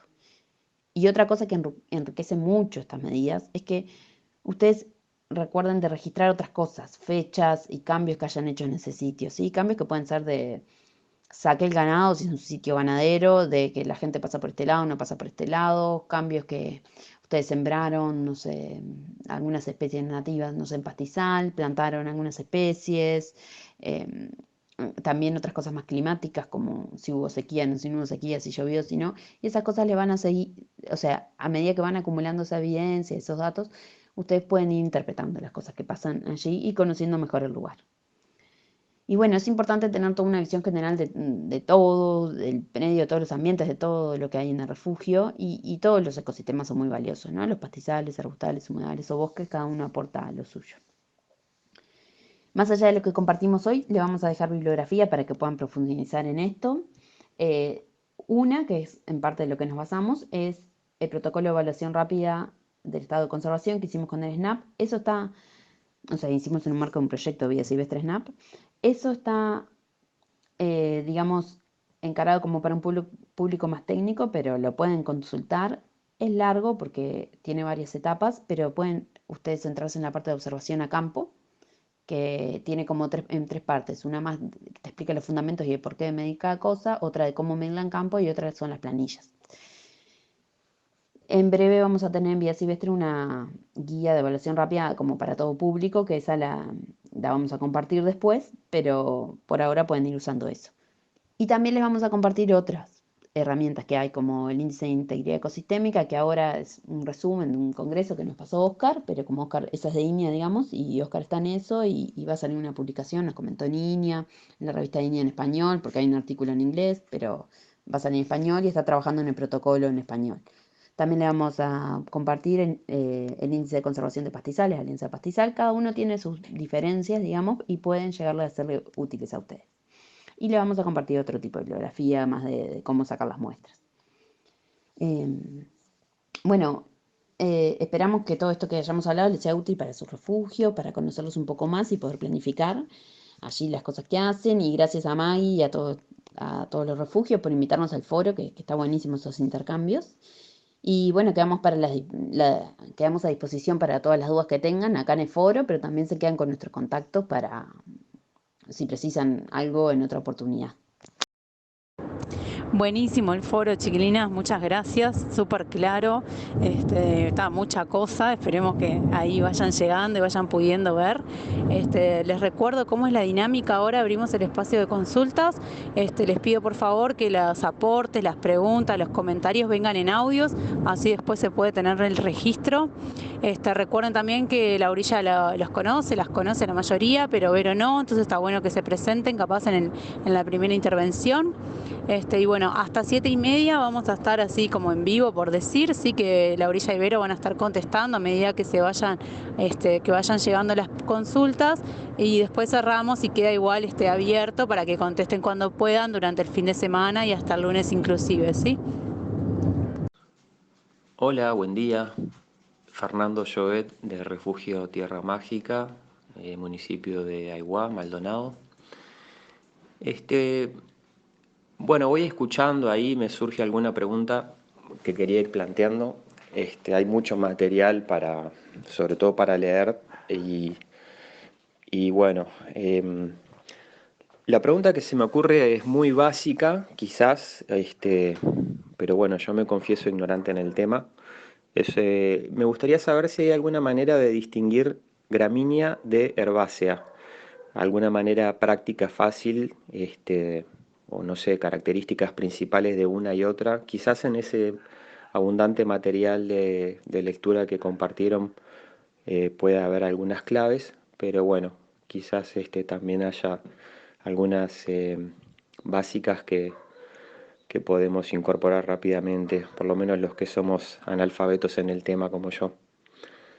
Y después lo otro que se me ocurre, que están muy buenas las técnicas de monitoreo, me parece súper interesante, pero bueno, como son actividades que hay que hacerlas año a año, que hay que tener una cierta rutina, constancia, disciplina, por así decirlo, creo que estaría bueno, se me ocurre que estaría buenísimo hacer un taller práctico con respecto a estas actividades de monitoreo. Capaz que se podría hacer una jornada, un fin de semana, no sé, Maggie, lo pueden evaluar ustedes, que pudiéramos hacer una jornada, un fin de semana y qué sé yo, un día pudiéramos hacer algunas prácticas de monitoreo de fauna y otro día de monitoreo de flora, o no sé, quizás es demasiado para una jornada de fin de semana, pero lo dejo ahí planteado como una propuesta que por ahí a alguno le parece buena. A mí me parecería buenísimo. Creo que aportaría mucho porque por más que las explicaciones son muy claras, si nos vamos a involucrar en estas actividades que requieren una disciplina, una constancia, una metodología, etcétera, está bueno que lo hagamos con cierta confianza de que lo estamos haciendo bien, ¿no? Bueno, eso es todo por ahora. Muchas gracias por todas las explicaciones y un saludo, un abrazo para todos. Buenas. Bueno, Fernando, bárbara la pregunta, al menos te voy a responder la pregunta más técnica, que era eso de qué diferencias hay entre gramíneas y herbáceas. Bueno, en realidad las herbáceas se le llama, es como una agrupación que se hace para generalizar todas aquellas plantas que tienen hojas, digamos, hojitas, todo así, digamos, y no tienen leño, no tienen ramas, o sea, un arbusto tiene ramas duras, entonces no es una herbácea. Un árbol tampoco, tiene tronco, tiene ramas bien consistentes de leña. Entonces las herbáceas, cuando estamos hablando en pastizal y todo eso, nos referimos a aquellas que tienen más bien hoja tierna. Y entonces dentro de las herbáceas están en realidad las gramíneas y están otros tipos de herbáceas. Y como gramínea nos referimos a pastos, a todos los pastos. En general decimos el estrato está conformado por gramíneas, o sea, por pastos, y otras herbáceas para decir no solo se fijen en los pastos, hay otras plantitas entreveradas que también forman parte de ese estrato, que puede ser de tantos centímetros, de más centímetros, menos, pero bueno, que se fijen como todo lo verde que está ahí.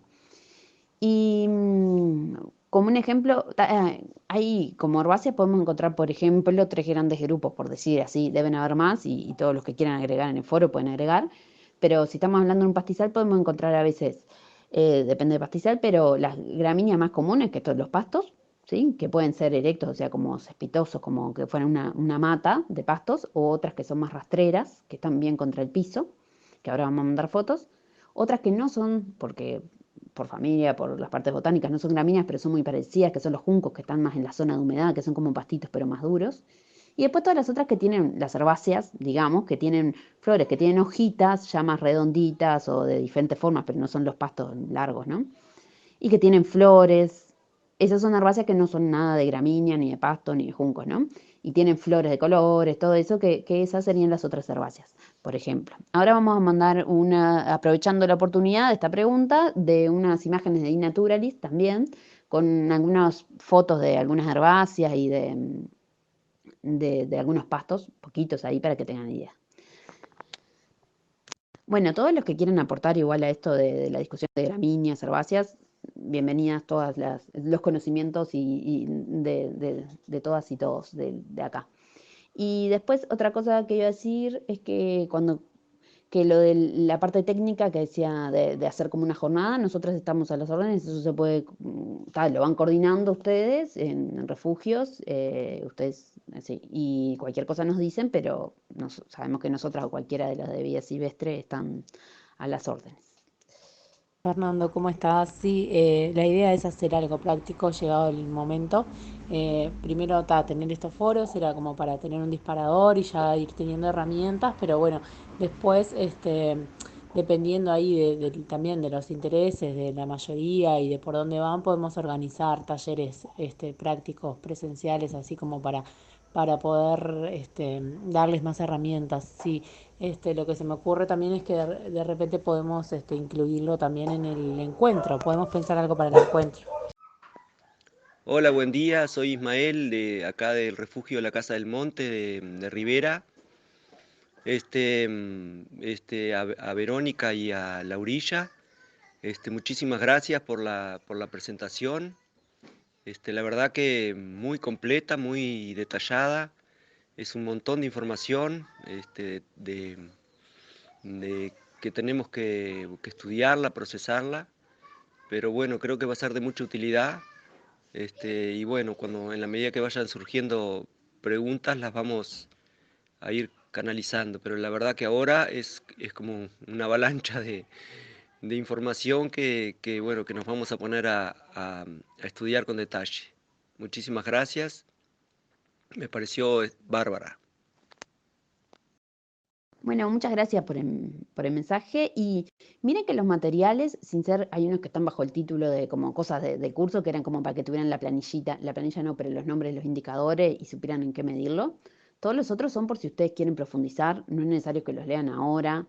Por eso, digamos, en el mensaje también mandamos como, bueno, eh, los títulos de estos capaz son materiales para guía, para saber cómo muestrear, u otros son materiales por si ustedes quieren profundizar de otras cosas. Si un día se cuelgan a leer de indicadores, de plantas, podrían leer eso. Pero no es necesario que lean esas cosas ni nada por el foro, digamos. Es solo para aquellas personas que quieran profundizar en eso, pueden llegar a hacerlo en un futuro. Digo porque capaz que mandamos mucho y puede sonar un poco abrumador todo eso, pero en realidad es como para que tengan ahí guardaditos si algún día quieren consultar. Si les pueden servir las primeras tablitas que mandamos de que por lo menos listan qué cosas dijimos, porque después para ir a un audio y encontrar qué es lo que dijimos, por lo menos en esas le pueden encontrar en las primeras imágenes que mandamos, digamos, cuando termine el foro. Buenas tardes, Walter Cabrera acá, de Campo Chico, Sierra de los Caracoles, departamento de Maldonado. Recién pude terminar de escuchar los audios y de ver parte del resto de la información. Gracias Laura y Verónica por tanto trabajo, quedamos muy agradecidos y siempre las órdenes por acá. Buen día, acá Adriana de Refugio Santa Bárbara del Yaguarí. Está impecable el foro como siempre. Vero y Laurilla, muchas gracias, el material impecable. Se me ocurren acá 3 preguntas y son ¿cuáles serían nuestras especies amenazadas?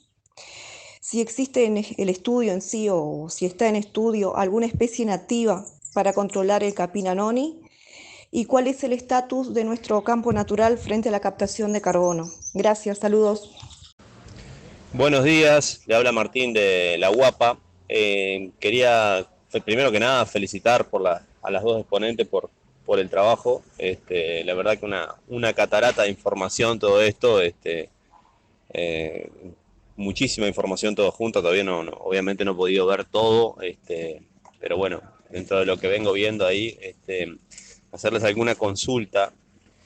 Eh, a ver un poco en el tema de lo que son los indicadores de sanidad de un monte, de un pastizal, sin tener que llegar de repente a todo lo que es la cuadrícula hay alguna forma de poder decir, bueno, el estado de conservación de esto a simple vista, así, a grosso modo, para alguien poco experto o algo de eso, que se pueda llegar a decir, bueno, por presentar determinadas especies o determinadas cosas, se encuentran buenas condiciones de conservación o está muy deteriorado porque presenta tal otras. ¿Existe ese tipo de indicadores? Se me ocurre porque, por ejemplo, sé que de repente en el monte nativo la presencia de bromelias, epífitas, de repente muestran un poco eso, o por lo menos me lo han dicho, no sé si es verdad o no, pero bueno, tanto en el monte o en los otros ambientes si hay algún indicador. Va un poco por ahí la consulta mía. Lo mismo si hay algún listado de especies que sean indicadores para los distintos tipos de ambiente, que sean indicadores de esa sanidad, ¿no?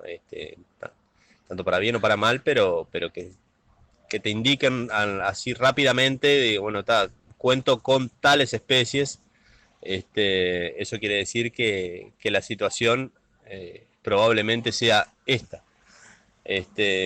Lo pregunto desde mi lugar porque, sobre todo, tengo bastante facilidad de reconocimiento de especies y lo que no tengo es tiempo de repente. Entonces, bueno, podría ser desde mi refugio de repente una forma rápida de establecer determinada situación o estatus del lugar, ¿no?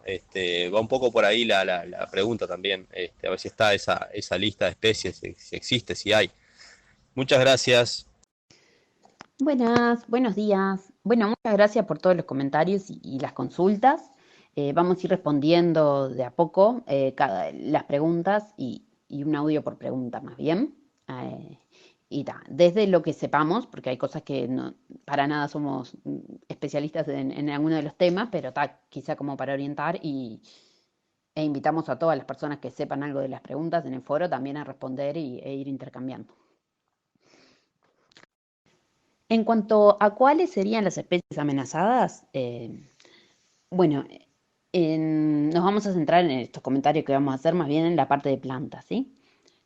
En la lista de especies amenazadas que hay para Uruguay es está en un libro de especies prioritarias para la conservación en Uruguay, que lo usa o sea, que fue parte de varios grupos, pero lo usa el SNAP, por ejemplo, para las áreas protegidas, o lo usan para las evaluaciones de impacto. Esa lista es como la que se usa a nivel nacional en plantas.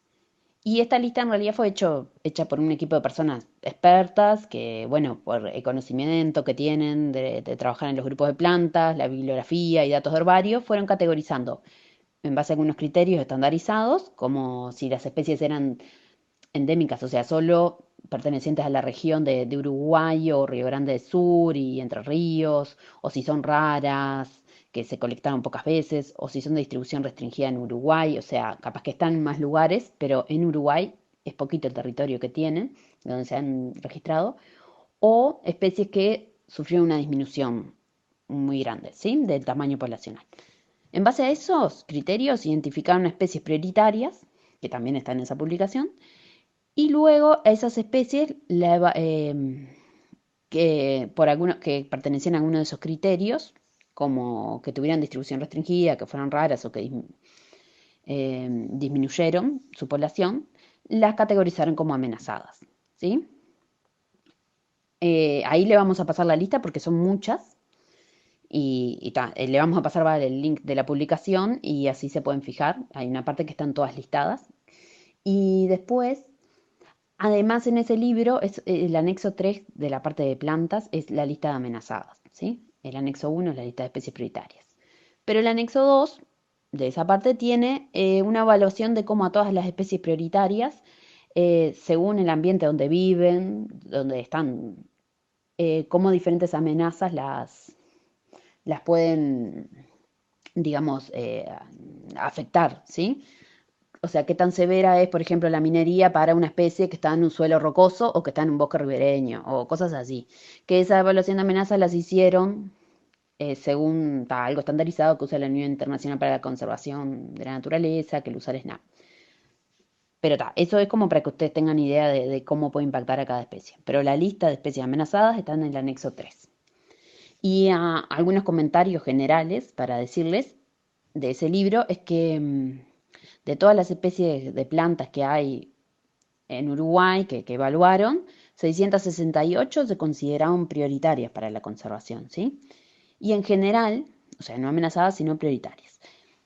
Y en general, para que vean la importancia también de los pastizales y los arbustales, la mayoría de los grupos que tuvieron más especies fueron las especies que pertenecen especies que pertenecen a la familia Poaceae, o sea, lo de los pastos, las gramíneas que decíamos, con 98 especies prioritarias, y Asteraceae, o sea, todas las que son las chircas y todo eso, son los dos grupos más representados. Después las leguminosas y otras más. Pero como para que tengan idea que también en eso se representa la importancia de los campos, ¿no? Que sean arbustales, sean pastizales, en lo que es la conservación de la biodiversidad. Bueno, ahora les pasamos entonces esa publicación para que tengan la lista. Y además, solo para comentarle a aquellas personas que quieren explorar, porque cómo sabes cuáles hay, porque son difíciles de identificar, capaz que no hay guía para cada una, el Ministerio de Ambiente, digamos, sobre todo la parte del SNAP, ahí hicieron que ahora les vamos a pasar, un enlace que pueden consultar en la web según el ambiente o según la grilla del sistema geográfico militar en la que están, la lista potencial de especies que hay en ese lugar o en ese ambiente. Y además pueden ver cuáles potenciales hay de prioritarias o amenazadas. Se dice potenciales porque a veces hay un registro o no, pero bueno, a veces es por el ambiente en que está y porque había un registro cerca, quizá están estas especies en ese lugar, después hay que confirmarlo en campo realmente.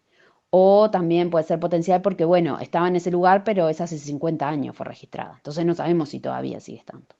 Pero bueno, ahí pueden acotar a toda en ese lugar, explorando por la parte geográfica, digamos, o de ambientes, pueden acotar un poco la lista de esa que en el libro está, que es de todas las amenazadas de Uruguay. Ahí es como las amenazadas para esa región o ese ambiente. Si alguna persona tiene dudas sobre cómo se usa esa página, nos dicen y podemos... igual aunque fuera del foro podemos comentarles después, nos escriben y tal. Eso, igual si exploran ahí van a ver, tiene opciones bastante titulitos y eso, y es bastante simple de manejar la página.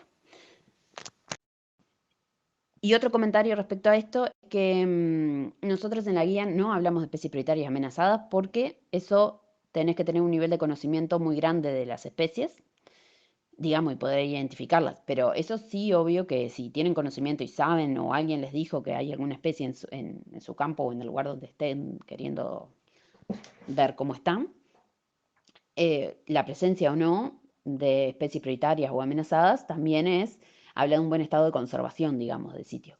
Que no estén no quiere decir que esté mal, porque puede ser por algo regional o algo, pero que estén siempre habla bastante bien. Puede ser que igual haya una amenaza y haya que cuidar, pero que estén está bueno. Buenas tardes, ¿cómo están? Muy bueno el intercambio. Sobre esto de las especies prioritarias, nada, aclarar que en los informes de diagnóstico de los predios está al final, hay un anexo que es la lista de especies prioritarias potenciales, que lo hacemos de esta forma que contó Vero, ¿sí? Según los padrones que integran el refugio o que componen el refugio, se hace esa búsqueda. Entonces, al final, los que ya tienen el informe lo tienen, los que están en elaboración, próximamente lo tendrán, pero está ese anexo que tiene la lista de especies prioritarias potenciales que podrían llegar a haber en el refugio. Además, van a ver que en cuanto a las especies registradas, tanto durante la visita, las que registró el equipo de vida silvestre, como las que ya ha registrado distintas personas, dentro del refugio, se hace una lista general de especies registradas en el refugio y ahí también se le pone si son o no son prioritarias. Digo esto porque es algo que ya está, o los que no tienen aún el informe están en elaboración, pero lo van a tener prontamente, y nada, de repente les da la oportunidad de hacerle seguimiento a alguna especie prioritaria si ya la tienen, o a ver si aparece alguna potencial. Sí, como dice Maggie, ustedes lo tienen en los informes, siempre se pone ahí, tienen la lista de todas las especies, cuáles son prioritarias, si son amenazadas. Ahora igual les dejamos un PDF de un ejemplo en esa página web, cómo podrían hacer para buscar por padrón y, por ejemplo, si es una especie prioritaria, ¿sí? En rojito se marca los pasos que tendrían que ir marcando y tal. Esto es un ejemplo con plantas vasculares prioritarias para un padrón de ribera, por ejemplo, ¿sí? Bueno, eso. Ahora seguimos contestando las otras preguntas. En cuanto a cuál es el estatus del campo natural frente a la captación de carbono, bueno, ahí ninguna de las dos somos especialistas en este tema y ta. Entonces buscamos un poco, por si había algún dato, ta. Y lo que no encontramos fue como un dato así de cuánto se estima de que capta de carbono, pero sí en realidad los pastizales sí son muy importantes para la captación de carbono. Uno, por la extensión que tienen, digamos, a nivel país, entonces es un ecosistema natural que puede contribuir mucho. Otra, porque además puede ser sensible al manejo, ¿no? Esto de la productividad, cuánto el estrato, si es más bajito el pasto o más alto. Entonces eso puede regularse con el manejo y ahí podemos aumentar el potencial de los pastizales para que capten carbono. Y en general, me pueden corregir las personas que sepan más de esto, pero por lo que entendimos de lo que estuvimos leyendo y eso, es que la mayoría de esta captación se da muchas veces por los suelos, ¿no? El sistema de raíces y el sistema de microorganismos, todo lo que captan de ahí, que eso va a estar relacionado con otra vez, la altura del pasto, cuanto un poquito más alto y todo eso, y cuanta más materia orgánica hay y todo, más puede captar, pero también con otros factores como la deposición, no sé, de nutrientes por la orina o la feca de ganado. Pero además de todo esto digamos, cuánto contribuyen de la importancia de cuánto contribuyen, digamos, en esto, en general los pastizales también contribuyen a otras cosas que no son solo la captación de carbono, sino pensando en este marco del cambio global que tiene estos cambios de coberturas del suelo, o sea, de los ecosistemas naturales que son reemplazados por cultivos o por especies exóticas. Ahí son muy importantes porque es mantener la cobertura natural, pudiendo dar otros beneficios como son fibra, como son alimento, ¿no? O sea, eso es muy importante. Y además es importante porque con el cambio global vienen variabilidad de temperatura, cambios extremos en temperatura. Entonces, ahí lo que son las especies de campo natural, las especies nativas, son mejores adaptándose, son mejores de resiliencia, ¿no? O sea, frente a los cambios pueden llegar a responder más. O mejor, todo el ecosistema de pastizal, por la cantidad de especies que hay que componen el pastizal, entonces algunas especies van a ser mejores en unos momentos y otras en otros. Y además porque en general ya están adaptadas a ciertos cambios históricamente, ¿no?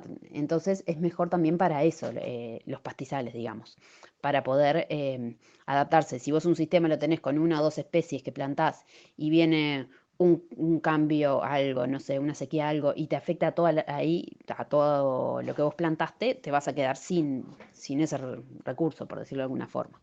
El campo natural permite tener esa variabilidad y responder mejor a todos los cambios naturales.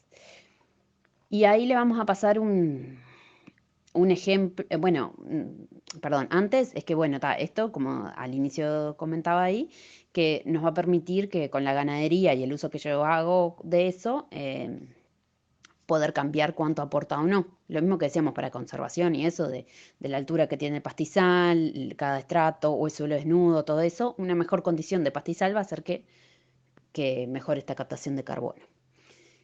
Además, los pastizales, también podemos pensar en los arbustales que tienen toda esta parte más leñosa y eso, que también pueden contribuir. Y la verdad que en ese caso no estamos en esto, no sabemos tanto, en tanta profundidad, pero sé que, no sé, vamos a ponerles un ejemplo de ganadería y clima inteligente, capaz que ustedes ya lo han sentido nombrar, y algún articulito le vamos a compartir ahí del plan agropecuario, que capaz que los que quieren profundizar en esto les puede llamar la atención, digamos, si quieren leerlo. Buenas, ¿cómo están? Buenas tardes a todas y a todos. Bueno, ahí viniendo un poco en la línea de las contestaciones que vino haciendo Vero y eso, sobre todo para Adriana que preguntó, pero bueno, también para información general. En realidad, yo no tengo conocimiento así actualizado de alguna especie que sea nativa. Sí he leído algún trabajo de algunas especies, pero son exóticas y bueno, a veces ahí con el tema de utilizar exóticas para sacar exóticas invasoras, no sé, es un poco complejo. Lo que sí encontré fue, indagando un poco ahora y viendo a ver si había algo más actualizado, encontré unos trabajos que se han hecho como unos ensayos en torno a, a darle más, o sea, dependiendo ¿no? de la cantidad que se tenga de invasión, bueno, se han hecho ensayos como que si se ponen especies arbustivas o algo que le dé sombra al capín, como que eso ayudaría a que no se propague y como a que se reduzca un poco esa mata, porque en realidad precisa sol y demás. Pero bueno, son unos ensayos, no sé, como para llevarlo a campo, si digamos es viable. Y otra cosa que encontré fue un preparado que se hace, que en realidad es una investigación brasilera que se hace con unos hongos, pero también se hace como un preparado con la Baccharis trimera, con la carqueja. Se hace un preparado y se pone sobre cada individuo de esta especie. Ahora les comparto el enlace por si les interesa indagar en esas investigaciones, pero realmente no tengo muchas, digamos, certezas de alguna especie nativa que pueda controlarla. Eso igualmente, cualquier información que surja y que podamos compartirla, se la hacemos llegar. Bueno, en cuanto sea indicadores de sanidad del monte, o sea, de la integridad ecológica, de la condición de un pastizal, un bosque sin llegar a cuadrículas, podríamos pensar estas cosas que dijimos para cada uno de los ecosistemas de medir, pero más al estilo del humedal, o sea, haces una recorrida general y pones tics sobre si hay o no hay, o la impresión de la mayoría del bosque o la mayoría del pastizal, es de una forma o de otra. Por ejemplo, digo, hablando de estratos y no especies. Por ejemplo, la estructura de estratos es, la mayoría de pastizal tiene 3 estratos. Hay especies arbustivas o especies de árboles dispersos por allí. Eso nos habla de un pastizal heterogéneo, que es mejor para la diversidad en general, para la fauna también. También puede ser la cobertura de suelo desnudo. Más o menos, estimando el recorrido, podrían pensar que hay mucho suelo desnudo o no, o hay o no hay. Y después también se puede pensar, de las especies nosotras de pastizal y eso tan a identificación, no sabemos. Si ustedes saben algunas especies que sean características de pastizal o que tengan cierta importancia por interés forrajero o algo, la presencia de una de esas especies puede servir. Ahí les dejo, como digo, a la gente del foro, que si saben más de esas especies, más de campo natural, que pueden comentarlo. Muchas veces eso, especies más palatables o que sirven de interés forrajero, eso ayuda. O especies que sepan que es para una especie en particular de fauna. En cuanto a los arbustales, yo creo que también ver la diversidad, cuántos números de especies hay si no llegan a identificar. Y si no pensar, siempre sirve pensar en especies características o especies prioritarias o especies amenazadas. O especies que son características del ambiente, pero también de esa región, si hay o no hay. Y después, también en arbustal, digamos, la parte de suelo desnudo. Y en cuanto a bosque, quizá saber si la mayoría de bosques se ven esos varios estratos, se ve que hay herbáceas, sotobosque, y se ve que hay árboles, el dosel continuo y árboles emergentes. Si se ve que hay muchas especies en el sotobosque, porque si hay una sola que domina, por ejemplo, la envira, no está bueno. Es mejor que haya una variedad de especies. Pero también si la mayoría de los árboles tienen un régimen tallar o fustal, solo comentar eso, porque si es fustal, o sea, más un tronco solo, digamos, principal, que después son las ramas, ¿no? Está bueno porque eso quiere decir que no fue talado hace tiempo, pero si la mayoría salen como los coronillas o todo con muchas ramas de abajo, eso es que fue talado, entonces habla de estado de conservación. Y en particular sobre especies, está en bosque o, bueno, en algún arbustal también puede ser, lo que puede indicar si está bien es encontrar en adultos y en regeneración, pero podemos pensar en regeneración no en una especie de 10 centímetros de altura, ¿no? Especie igual que midan 1 metro, que es más fácil de reconocer, que a las personas que más o menos tengan identificación, digamos, un arbolito chiquito se puede reconocer.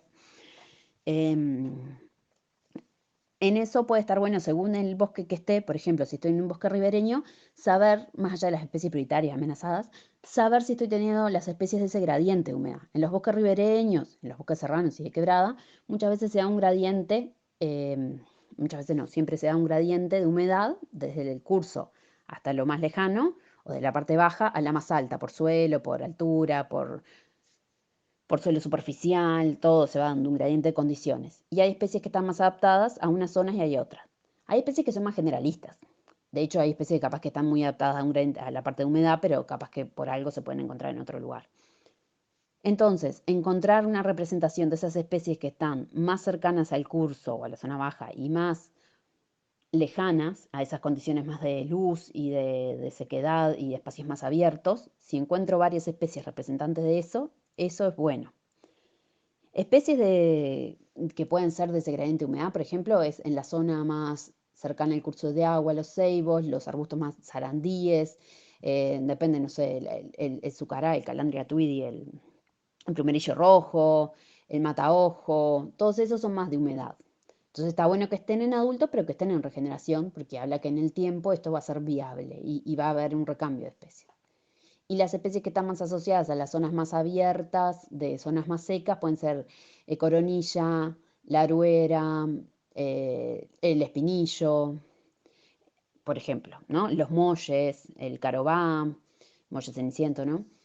Esas especies, esos hablan que estén regenerando y que estén ahí. Después hay otras especies más generalistas que está bueno que estén, el arrayán, los canelones, bueno, eso está bueno que estén. Y según la zona del país, capaz que también los laureles, que son de las zonas más húmedas, digamos, también. Otra cosa que es importante, si se habla de especies características, es saber que las especies que yo estimo que son importantes para ese ecosistema, por ejemplo, estoy hablando en bosque, ¿sí? Como si estoy en un bosque parque del litoral típico que tiene ñandubay, algarrobo, que tiene chañar, saber que están varias de esas especies y saber que esas también están regenerando. Eso es algo que está bueno. Simplemente están regenerando o no. Recorro el lugar y veo regeneración en varios sectores y ta. Eso sería. Que eso también depende de qué ecosistema, qué región estén, pero en eso se pueden, no sé, espero que esto les haya servido, si no podemos profundizar más. Y perdón la cantidad de audios. Pero lo otro que decíamos de estructura en pastizal y eso, es como esa visión general, como decíamos en humedal, se da que hay parches de diferentes tamaños, está entreverado o no. eh, Eso está bueno pensarlo en pastizal o en arbustal, porque si tenemos toda una zona súper plana en pastizal, que es todo ralo, y que podría esperar que haya más estratos, pero está todo con un solo estrato, y en otra zona tengo solo puntualmente otro estrato más alto, digamos que capaz que no es lo mejor, que capaz que es mejor que esté más entreverado. En cuanto a la heterogeneidad ambiental hablo, ¿no? Excepto que sea una zona muy húmeda y que sea algo particular, pero si no, es esperable que esté todo más entreverado y que esté más heterogéneo. Es en cuanto al ecosistema y al funcionamiento. Es como fijarse eso, pero a nivel general. Bueno, cualquier duda nos dicen. Bueno, y otra cosa es que les vamos a compartir un material, hay algunas especies que quizás son más características, ¿no? Les mandamos una listita en lo que es bosque. Disculpen, pero es como capaz que es lo que más hemos trabajado con lo de la parte de caracterización de especies y no tanto de especies de identificación en pastizal, pero acá hay mucha gente en este grupo que puede ayudar con eso. Y una bibliografía que es de Brusa y Magente del 93 que habla de, es más para laureles, no me acuerdo si era para la zona de Valle del Lunarejo, laureles, pero que en un cerro, qué especies son características de una zona del cerro y cuáles de otra zona. Y tal, que capaz que les puede servir. También la introducción del libro de Bruce y Grela del 2007 de la flora arbórea del Uruguay, que ahora se las pasamos acá, comentan cuando hablan de bosques ribereños, bosque de quebrada, los matorrales, también cuáles especies son características, a veces de esos, cuáles especies son más únicas de una región y cuáles especies son más de una zona u otra, un poco. Ahí les pasamos y si alguien quiere compartir algo de pastizal también, genial. Bueno, muchas gracias a Laura y a Verónica por este foro. Ha sido una cosa súper rica, yo creo, mucha información, que bueno, a lo largo de los días y en la medida de lo posible cada quien irá procesando. Ya saben que Laurilla está en el grupo, entonces cualquier cosa pueden hacerle llegar después si surge alguna otra consulta. Vero se puso a disposición, así que ya haremos uso también de eso. Pero bueno, por el momento cerramos entonces el foro. Agradecida a todos quienes escucharon ahí y a quienes preguntaron, a quienes mandaron sus saludos. Y bueno, recuerden que en 15 días tenemos el último foro, el que cierra el ciclo de monitoreo, que es sobre aves, que va a estar a cargo de Pablo Vaz. Un abrazo. Bueno, nuevamente gracias por la oportunidad de poder compartir esto que nos dieron y poder intercambiar por acá. Nos hicieron estudiar también. Y bueno, les mandamos un abrazo grande y es eso, Laurilla queda conectada, pero tienen el contacto y si no lo guardaron, se lo piden a May o a Laurilla y cualquier cosa a las órdenes. Besos. Bueno, me sumo ahí al cierre que hacen las compañeras. Muchas gracias a todos y a todas por eso, habernos escuchado y bueno, también imagino que algunas personas no han tenido el tiempo de hacerlo, pero eso está bueno que en algún momento indaguen, porque muchas y muchos justo han preguntado en alguna de las visitas sobre estos temas y bueno, es interesante. Y como dice Vero y Maggie, totalmente a disposición para la consulta que quieran. La verdad que fue muy lindo participar desde este lugar y bueno, y seguir intercambiando por este medio. Que pasen muy bien y bueno, eso, cualquier cosa a las órdenes. Abrazo para todos y todas.